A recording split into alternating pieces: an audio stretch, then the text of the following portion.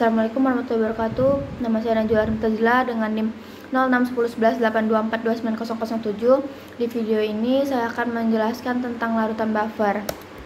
Jadi, larutan buffer atau larutan penyangga itu adalah larutan yang dapat mempertahankan nilai pH apabila larutan tersebut ditambahkan sejumlah asam atau basa maupun dianjurkan dengan menambahkan sejumlah volume air. Ditinjau dari komposisi atas zat penyusunnya, terdapat dua sistem larutan, yaitu larutan penyangga asam dan larutan penyangga basa. Selanjutnya itu ada jenisnya. Sesuai dengan yang sudah saya sebutkan tadi, larutan penyangga terdiri dari dua, yaitu larutan penyangga asam dan larutan penyangga basa. Larutan penyangga asam adalah campuran antara asam lemah dan garam yang mengandung basa konjugasi dari asam tersebut, seperti campuran asam etanoat dan natrium etanoat dengan pH sekitar 4,76. Sedangkan larutan penyangga basa adalah campuran antara basa lemah dan garam yang mengandung asam konjugasi dari basa tersebut, seperti campuran amonia dan amonium klorida dengan pH sekitar 9,25. Fungsi dari larutan buffer itu ada tiga. Yang pertama, menjaga kestabilan pH meskipun ditambah asam atau basa kuat. Larutan buffer juga memiliki fungsi dalam tubuh makhluk hidup, seperti untuk menjaga darah tetap stabil sekitar 7,35 sampai 7,45.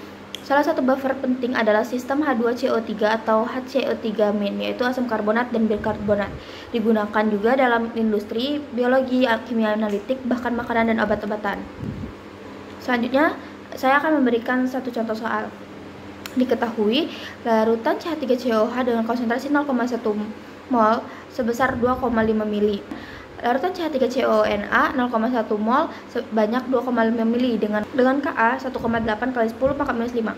Berapakah pH-nya? Yang pertama, kita cari dulu mol dari CH3COH dan CH3CONA dengan rumus M kali V. M-nya tadi kan 0,1, sedangkan volume tadi kan 0,25 mili. Dari 0,25 mili itu dijadikan liter menjadi 0,0025 liter. Dari 0,1 kali 0,0025 liter itu menghasilkan 0,00025 mol. Begitupun juga dengan CH3CONA 0,00025 mol. Setelah diketahui molnya, kita masukkan ke dalam rumus untuk mencari pH. Yang pertama itu H+. H+ itu rumusnya Ka dikali mol CH3COH dibagi mol CH3CONA. Ka-nya tadi kan 1,8 dikali 10 pangkat minus 5. Mol dari CH3COH dan CH3COONA itu 0,0025 mol.